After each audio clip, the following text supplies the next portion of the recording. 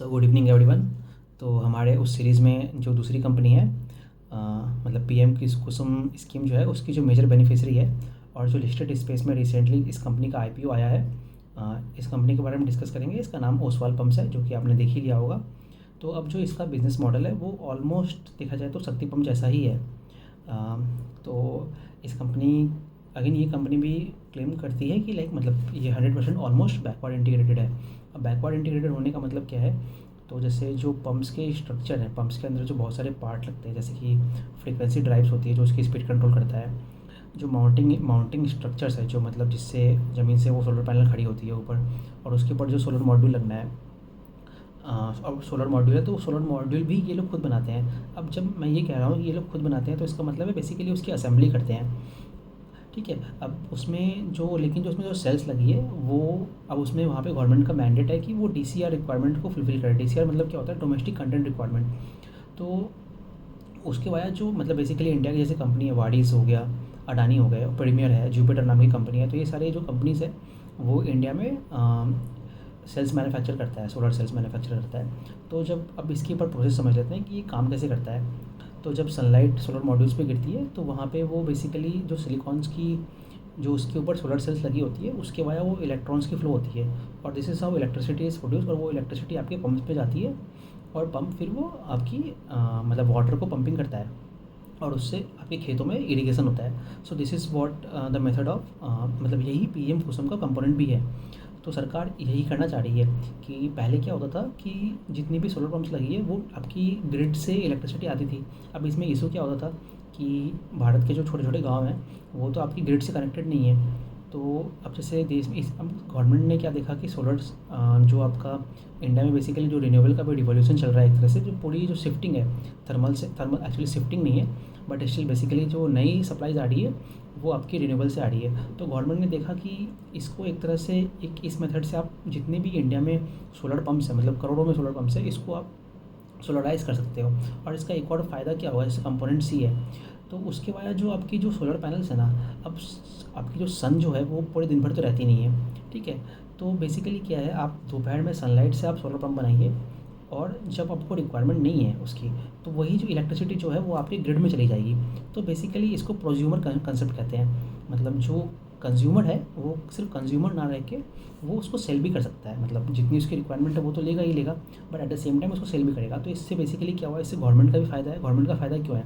क्योंकि एक तो आपको इलेक्ट्रिसिटी देनी नहीं पड़ेगी, क्योंकि हमारे देश में बहुत स्कार्सिटी है बिजली की। तो क्योंकि डिमांड हमारी, मतलब basically what is this, India एक ग्रोइंग इकोनॉमी है, तो यहाँ पे हमेशा डेफिसिट जैसे तैसे रहता है। अब हालांकि बहुत सिचुएशन मतलब सुधर गया है, बट स्टिल डेफिसिट है।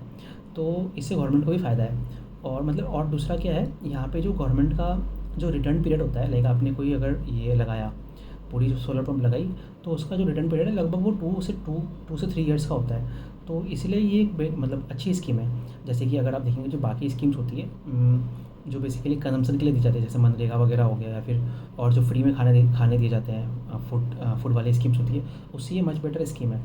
So again coming back to the topic, तो बेसिकली इस जो ये कंपनी है, this is the core beneficiary, one of the core beneficiary of PM Kusum scheme, just like Shakti pump. अब अगर आप एक एक दो तीन पॉइंट और बोलूँगा मैं पीएम कुसुम स्कीम के बारे में। वहाँ पे जो कंपोनेंट सी है, एक्चुअली वो जो था ग्रिड से कनेक्टिविटी वाला, तो उसके बाद एक्चुअली जो मैनेजमेंट ने बहुत अच्छा पॉइंट बोला है कि जो क्लैरिटी थी, मतलब जो क्लैरिटी होनी चाहिए, मतलब कंपनियों को और एट द सेम टाइम जो हमारे स्टेट गवर्नमेंट है उनको कभी भी क्लैरिटी नहीं मिली। तो उसके कारण है ना, जो कंपोनेंट बी था वो तो बहुत सक्सेसफुल रहा है, लेकिन जो कंपोनेंट सी है वो एक्चुअली में सक्सेस नहीं कर पाया ओवर द ईयर्स। तो अगर आप देखेंगे तो जितनी भी बातें होती है हमेशा कंपोनेंट बी के बारे में ही बातें हो रही है, कंपोनेंट सी के बारे में जनरली बातें नहीं होती है। तो ये तो एक पॉइंट है। अब अगर आप देखेंगे तो बहुत सारी बातें हैं कि जो हमारा पीएम कुसुम 2.0 आने वाला है। ठीक है। और पहले ये भी बात बात हुई थी कि जो पीएम कुसुम स्कीम है वो बंद हो जाएगा। अगेन वो बात तो बहुत ही लॉजिकल है, क्यों? क्योंकि जो देश में रिक्वायरमेंट है वो बहुत ज़्यादा है। और और ये जो स्कीम है ये इतनी सक्सेसफुल है कि आने वाले समय में गवर्नमेंट अगर इसको हटा भी देती है, तो जैसे कंपनियां कहती हैं कि मतलब जो इसकी रिक्वायरमेंट है, मतलब अगर आप एक फार्मर, अगर आप वो मतलब मार्केट में जाता है और अगर प्राइवेट कहीं से ख़रीदता है, पंप लेता है, और इलेक्ट्रिसिटी कनेक्शन, कोई कनेक्शन भी लेना पड़ेगा उसको, पूरा मीटरिंग अरेंजमेंट करना पड़ेगा अपने खेत के आसपास, तो उसमें लगभग जो ये पूरी कॉस्ट होती है वो लगभग 5 लाख रुपए के आसपास आती है। और अगर आप ये जो गवर्नमेंट की सब्सिडी को अगर आप हटा भी देंगे और ये सोलर मॉड्यूल के वाया अगर आप पंप लगाओगे तो लगभग 3.5 लाख की आती है। तो ये तो एक बेनिफिशियल स्कीम हो गया, ठीक है। और एट द सेम टाइम यहाँ पे गवर्नमेंट की सब्सिडी भी आपको मिल रही है, तो अगेन वो और सस्ता हो जाता है। तो कहने का मतलब है कि ये फ्यूचर में ये जो सोलर पूरा जो सोलर पंप वाला जो सिस्टम है, ये एक तरह से सेल्फ सस्टेनिंग हो जाएगा। तो इसीलिए इसकी इतनी डिमांड है। तो जो ओसवाल पंप है और एट द सेम टाइम शक्ति पंप है, वो दोनों देखा जाए तो वो लोग नॉन गवर्नमेंट पंप वाले मार्केट में भी जाने की कोशिश कर रही है। सो दिस वॉज हाँ, this was general about the what is the industry. अब अगर इस कंपनी के बारे में आएंगे तो ये कंपनी बोलती है कि लगभग ये 100% बैकवर्ड इंटीग्रेटेड है। बैकवर्ड इंटीग्रेटेड है कहने का मतलब वही है, ये अपने जो पंप्स के अंदर जो ड्राइव्स वगैरह लगे हैं, जो हम इलेक्ट्रिकल इंजीनियरिंग में पढ़ते थे, जो फिर वेरिएबल फ्रीक्वेंसी ड्राइव होती है, मतलब फ्रीक्वेंसी को एडजस्ट करके वो जो पंप्स की स्पीड को ऊपर नीचे करती है, मतलब एज पर जो फार्मर की रिक्वायरमेंट होगी वो उसको ऊपर नीचे करेगा। तो वो भी खुद से बनाते हैं। आपको किसी भी मशीन में अगेन आपको कंट्रोल पैनल चाहिए होते हैं, स्टार्ट ऑन ऑफ कैसे करोगे, तो वो भी ये खुद से बनाते हैं। जो माउंटिंग स्ट्रक्चर्स होते हैं, आप किसी चीज़ पे तो खड़ा करेंगे हम लोग पंप को, तो वो भी ये लोग खुद से बनाते हैं। और अगेन जो मॉडल वाली बात है वो भी ये लोग खुद से ही करते हैं, मतलब सेल्स प्रोक्यूर कर लेते हैं, जैसे कि इन्होंने बोला है आपका प्रीमियर से और जुपिटर से। तो प्रोक्यूर हो गया, अब उसको वो लोग असेंबलिंग कर देंगे। तो ये जो मॉड्यूल असेंबलिंग करते हैं उस कंपनी का नाम है Oswal solar structures private limited, ठीक है। सिमिलरली जो इन्होंने एक कंपनी 2024 में एक्वायर की थी, उसका नाम था वाल्सो सोलर सॉल्यूशंस प्राइवेट लिमिटेड, और ये सोलर के स्ट्रक्चर्स बनाते हैं। इसमें आई थिंक इनका कुछ 30 या 40% स्टेक है। तो this is how they are claiming कि ये लोग बैकवर्ड इंटीग्रेटेड है। अब रिसेंटली पिछले क्वार्टर नहीं, आई थिंक जुलाई में ही इनका आईपीओ आया था, जुलाई या जून में इनका आईपीओ आया था, और ये इनका पोस्ट आईपीओ फर्स्ट रिजल्ट है, ठीक है यहाँ। तो अब जो इन्होंने, अब हम लोग सिंस आईपीओ आया था तो हम लोग पहले इसकी आईपीओ में इन्होंने क्या किया है उसकी बात कर लेते हैं। तो आईपीओ से अराउंड 840 करोड़ रुपए के आसपास इन्होंने उठाया। अब जो मैनेजमेंट कहती है कि जो आईपीओ का पर्पस था, इनका 2-3 पर्पस है। एक, डेब्ट पे किया है, लगभग 300-350 करोड़ रुपए के आसपास डेब्ट पे किया है। उसका फ़ायदा ये हुआ है कि कंपनी मोटा मोटी कैश पॉजिटिव हो गई है, तो फिलहाल कंपनी के पास कोई डेब्ट नहीं है। अच्छा, इसके बाद जो कंपनी है, जो इनके जो केपेक्स प्लान्स है, तो केपेक्स प्लान्स में इनका है, मैं बता देता हूँ आपको एग्जैक्ट जो केपेक्स प्लान्स है। तो वहाँ पे जो इनकी पंप कैपेसिटी है, अभी 2 लाख पंप्स की कैपेसिटी है इनकी, तो उसको वो लोग 5 लाख पंप्स करना चाहते हैं, ठीक है। इस पर एक और पॉइंट बोलूँगा मैं, बट ठीक है, पहले मैं दूसरा मॉड्यूल्स का ही बोल लेता हूँ। तो मॉड्यूल्स की जो इनकी कैपेसिटी है, इनको ये लोग 1.5 गीगावाट करना चाहते हैं। अब इन्होंने जो बोला है, जो इनकी प्रेजेंट कैपेसिटी है वो अभी के डिमांड को कैटर करने के लिए इनफ है, बट अगर आप देखेंगे तो जो शक्ति पंप है वो भी बोलता है वो अपनी कैपेसिटीज़ को डबल कर रहा है, और एट द सेम टाइम वो डीसीआर सेल भी बनाने की कोशिश कर रहा है। तो ये जो कंपनी है, ये लोग ऐसा कर क्यों रही है? ये लोग अपना लॉन्ग टर्म में अपना देख रहे हैं। तो जो मैनेजमेंट कहती है, जैसे पीएम कुसुम 2.0 आएगा, वो दे आर सेइंग कि इट इज़ मोस्ट लाइकली कि FY26 के एंड तक वो आ जाएगा, ठीक है। तो basically what they are saying कि जो डिमांड साइड है, डिमांड साइड इशू नहीं है, मतलब इंडस्ट्री में बहुत सारा डिमांड है। अगर आप देखेंगे तो गवर्नमेंट को 8 करोड़ पंप्स की रिक्वायरमेंट है, ठीक है। महाराष्ट्र सरकार ही ईयर में लगभग 5 लाख पंप्स इंस्टॉल करने की बात करती है। तो देखा जाए तो demand side is not the issue, what the management is saying कि the issue is whether we are able to fulfil that demand और नॉट, ठीक है। तो इसी के लिए कंपनी कह रहा है, मतलब ये एक तरह से अच्छी बात है कि जो मैनेजमेंट है वो प्रोएक्टिव वे में, जैसे अगर आप देखेंगे तो केबल एंड वायर कंपनीज में कुछ कंपनियों का यही इशू हो गया था कि वहाँ पे वो डिमांड कैटर नहीं कर पा रहा है। आई थिंक केई की बात है, वो केई इंडस्ट्रीज़ की बात है। और वैसे ही अगर आप देखेंगे ट्रांसफार्मर सेक्टर में, तो वहाँ पे जो सिल्चर टेक्नोलॉजी कंपनी है, सिल्चर टेक कंपनी है या फिर जो वोल्टेम ट्रांसफार्मर्स कंपनी है, वो लोग भी डिमांड को कैटर नहीं कर पा रहे हैं। इस FY26 की बात कर रहा हूँ, just because their capacity is not enough. So अगर मतलब इंडस्ट्री में टेलमेंट्स तो बहुत है, अगर लेकिन अगर आपको कैपेसिटी नहीं है तो आप डिमांड को कैसे कैटर करोगे? So this is why this companies are doing the capex, मतलब ताकि जब तक इनकी कैपेसिटी यूटिलाइजेशन एक लिमिट तक पहुँचे उसके पहले इनका केपेक्स प्लांट आ जाए। So this was about the capex thing and the IPO thing. अब इन कंपनी की हम लोग रिजल्ट्स के बाद, अच्छा पहले इस कंपनी का जो कॉम्पिटिटिव एडवांटेज है वो तो आगे हमने डिस्कस कर ही लिया कि सारे पार्ट्स ये लोग खुद से बनाते हैं, ठीक है। अब इस कंपनी के रिजल्ट्स के बारे में बात कर लेते हैं। तो अगर आप, अच्छा कोई कंपनी, हम कैसे जानेंगे कि कोई कंपनी धीरे धीरे वो अच्छा कर रही है? तो जैसे जैसे अगर आप देखोगे, तो अगर आप इस कंपनी को आप ओवर द ईयर्स देखोगे, तो इनके धीरे धीरे उन्होंने स्टेप बाय स्टेप मतलब बैकवर्ड इंटीग्रेट किया है। जैसे कि अगर आप देखेंगे तो पहले ये लोग मतलब पंप्स बनाना स्टार्ट किया इन्होंने, फिर उन्होंने ईपीसी सर्विसेज भी स्टार्ट कर दी, और फिर इन्होंने, मैंने बोला जैसे मॉड्यूल वाले में बैकवर्ड इंटीग्रेशन किया, और जो सोलर स्ट्रक्चर्स थे वहाँ पे भी बैकवर्ड इंटीग्रेशन कर लिया। सो धीरे धीरे ये लोग जैसे जैसे बैकवर्ड इंटीग्रेट करोगे तो वैसे वैसे जो आपकी जो मार्जिन्स है, मतलब जो पैसा आप किसी अपने मतलब बाहर वो जो काम है वो किसी बाहर वाली कंपनी से करवाओगे, तो rather than having that work to be done by someone else, you will be doing that work. So जो वो एक्स्ट्रा पैसा है वो आपको बाहर नहीं देना पड़ेगा और आपकी मार्जिन्स इंप्रूव होगी।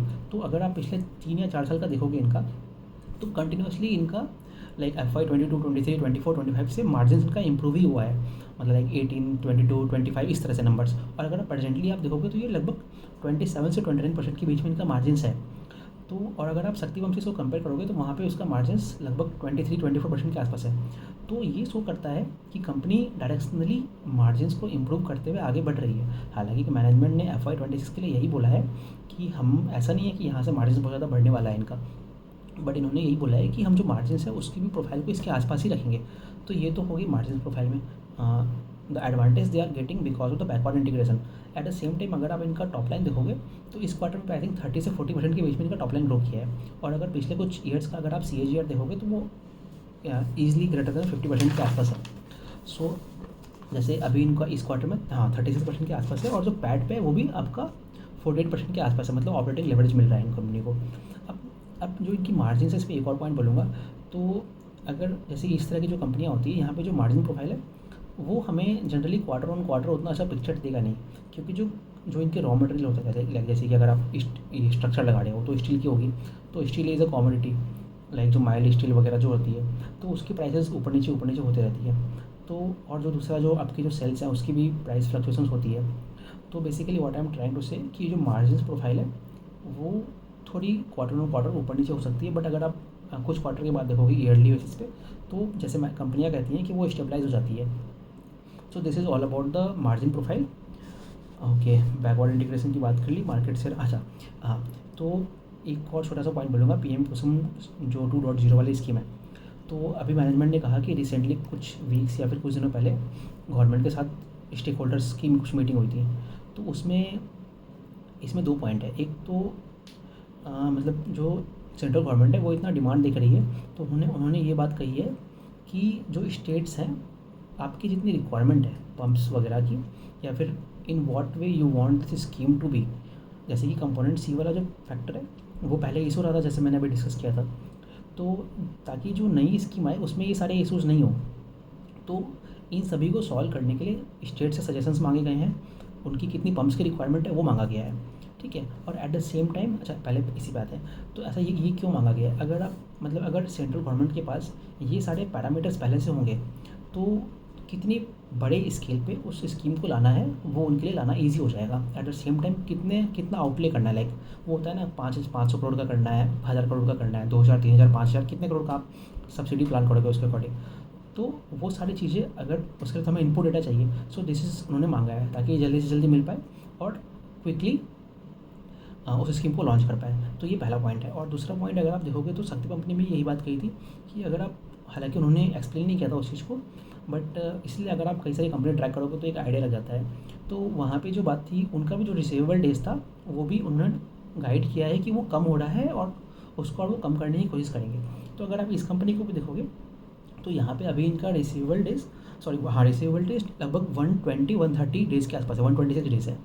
तो जैसे गवर्नमेंट ने बोला है कि स्टेट गवर्नमेंट्स को कि आप जल्दी जल्दी जो पैसे हैं कंपनीज़ को उसको दें, ताकि जो इसका इम्प्लीमेंटेशन है वो और भी फास्ट वे में होगा। तो मैनेजमेंट कॉन्फिडेंट है, कहता है कि आने वाले समय में 126 से 96 होगा। So from the cash flow aspects and the working capital things, तो उस डायरेक्शन में भी कंपनी अच्छी जा रही है।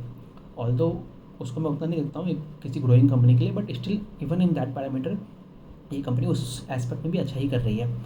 और अब 1 मिनट बात कर लेते हैं मार्जिन्स, जो इनका गाइडेंस है। अब गाइडेंस की बात करने के पहले गाइडेंस की बात कर लेते हैं। तो यहाँ पे अगर आप देखेंगे तो इस FY 26 में ये लोग टारगेट कर रहे हैं अराउंड 50 से 60% का टॉप लाइन, ठीक है। तो ये तो पहली बात हो गई। अब जो मार्जिन्स का है वो तो हमने पहले ही बोल दिया है, 27 से 29% के बीच में करेंगे। और जो पैट पे है वो लगभग 18 से 20% के बीच में उन्होंने बोला है। सो ऑफकोर्स बहुत अच्छा है। अब अगर आप Q1 देखोगे तो वहाँ पे तो 38% का है, but generally Q1 seasonally weak quarter होता है, तो वो तो ठीक है, वो तो आने वाले क्वार्टर्स में हो जाएगा। अब हाँ ठीक है, ये वाली बात हो गई हमारी। अब हम लोग और कुछ देख लेते हैं। हाँ हाँ, एक चीज़ मुझे बोलना है। तो इनके जो 2 सेगमेंट होते हैं, ठीक है, एक डायरेक्ट पोर्शन होता है और एक कुछ इनडायरेक्ट होता है। तो वहाँ पे जो डायरेक्ट वाला एस्पेक्ट है, वहाँ पे इनके मार्जिन ज़्यादा होते हैं, और जो एक्सटर्नल मॉड्यूल सेल है, तो वहाँ पे इनके मार्जिन लो होते हैं। अब एक्सपोर्ट सेगमेंट की भी बात करते हैं। तो एक्सपोर्ट में अगर देखेंगे तो अभी जो इनका एक्सपोर्ट है वो लगभग 3% के आसपास होता है। इनका ये लोग चाहते हैं कि ये लगभग 4% के आसपास पहुँचे, और FY26 में ये भी अराउंड 3% के आसपास टारगेट कर रहे हैं। और इनका अगर आप ग्रोथ रेट देखोगे तो वो एक्सपोर्ट सेगमेंट में 50 to 60% है, and they are pretty confident कि हम लोग इतना तो दिख ही रहा है हमें, और ये हम लोग कर लेंगे। और एक चीज़, इनका मार्जिन्स ऑलरेडी जैसे कि हमने डिस्कस किया, इंडस्ट्री में हाईएस्ट है। वाई? Because backward integrated. और एक्सपोर्ट में हमें पता है, मैनेजमेंट ने भी कहा है कि वहाँ पे तो और भी ज़्यादा ही मार्जिन्स है। ठीक है, तो that is the point which I wanted to say. ये हो गया। हाँ, ये सारी बातें हमने कर ली। IPO प्रोसेस के बारे में हमने बोल दिया। हाँ ठीक है, ये भी हमने बोल दिया। हाँ, मैंने कॉस्ट स्ट्रक्चर के बारे में बता दिया कि मतलब अगर PM कुसुम स्कीम नहीं भी रहता है तो भी ये लिक्विडेटिव है फॉर द फार्मर्स। अच्छा, हाँ, अब जैसे किसी ने एक बहुत अच्छा क्वेश्चन पूछा था कि मतलब जैसे अभी तक मैंने जितनी बातें बोली वो सारी तो बहुत एक रोज़ी पिक्चर प्रेजेंट करता है। तो मतलब ऐसा तो नहीं होता है, मतलब बिज़नेस जो होता है किसी लीनियर डायरेक्शन में नहीं जाता है। तो मतलब बहुत सारे इश्यूज़ आएंगे, अप्स एंड डाउन्स आएगा। तो जैसे मैनेजमेंट से पूछा गया कि आप इस पर्टिकुलर सेक्टर में या फिर अपने बिज़नेस में क्या इश्यूज़ देखते हो। तो मैनेजमेंट ने कहा कि जैसे पहले तो कुछ पॉजिटिव टेलमेंट्स क्या क्या है इसी से रिलेटेड है। तो इसलिए अब जैसे इकोनॉमिक्स इसकी फेवरेबल है, क्योंकि सरकार को भी मतलब रिटर्न जो है उनका बहुत क्विकली हो जाता है, मतलब ब्रेक इवन जल्दी हो जा रहा है। फार्मर्स के लिए ऑफ कोर्स बेनिफिशियल है। देश के जो सोलर टारगेट्स हैं, मतलब अगर आप मैक्रो लेवल पे देखोगे पूरे कंट्री के लिए, तो वहाँ पे भी जो देश की रिक्वायरमेंट है, like the focus towards the renewable thing. तो जैसे अभी वो जो रूफटॉप सोलर की बात आई है, तो जैसे वो वाली स्कीम हो गई या फिर PM कुसुम स्कीम हो गई, तो ये सब उस टारगेट को भी अच्छे से फुलफ़िल कर रहा है। मार्जिन्स अच्छे हैं ही, एक्सपोर्ट में तो ग्रोथ अच्छा है ही, तो इंडस्ट्री में भयंकर टेलमेंट्स है। So all this parameters are good. अब जैसे मैनेजमेंट ने कहा है कि हमें तो कोई इशू दिखता ही नहीं है, मतलब वो बोलता है कि हम लोग रात को सोचते हैं या फिर हमारी टीम से डिस्कस होता है कि ट्राइंग टू फाइंड आउट कि what could be the bad thing that would happen, but they are not able to see any sort of those things. So but देखते हैं कितने दिन तक ये लोग सस्टेन कर पाते हैं और कैसा एग्जीक्यूशन रहता है, वो तो आगे जाके हमें देखने को मिलेगा। ठीक है, अच्छा, अब एक लास्ट 1-2 पॉइंट है वो डिस्कस करना है। अब जैसे जैसे इस साल इन्होंने लगभग बोला है कि आई थिंक अराउंड 60 to 70, एक समय देख लेता हूँ।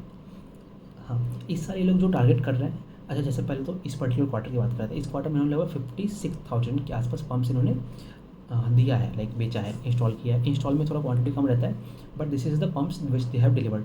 ठीक है, अब लास्ट अगर आप 2-3 साल का डेटा देखोगे तो FY24 में इन्होंने अप्रॉक्स 1 लाख पम्प दिया था। ठीक है, हाँ, अब उसके बाद नेक्स्ट ईयर में इन्होंने 1.6 लाख दिया था, तो लगभग 60% का आपको पंप का ग्रोथ दिख रहा है। अब इस साल ये लोग टारगेट कर रहे हैं लगभग 2.25 से 2.3 लैक्स पम्प्स के आसपास। तो अगर आप इसको ईयर ऑन ईयर देखोगे ना, तो ये लगभग 40% के आसपास आएगा। ठीक है, एंड 40% के आसपास आएगा। और जो इनका टॉप लाइन का टारगेट है वो इनका कितना है, 50 से 60% का है।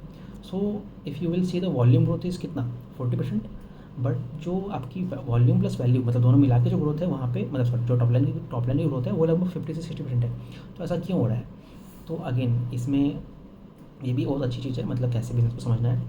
तो कहने का मतलब है, जो पंप्स की कैपेसिटी को आप कैसे मेज़र करते हो, वो हॉर्स पावर में मेज़र करते हैं ना।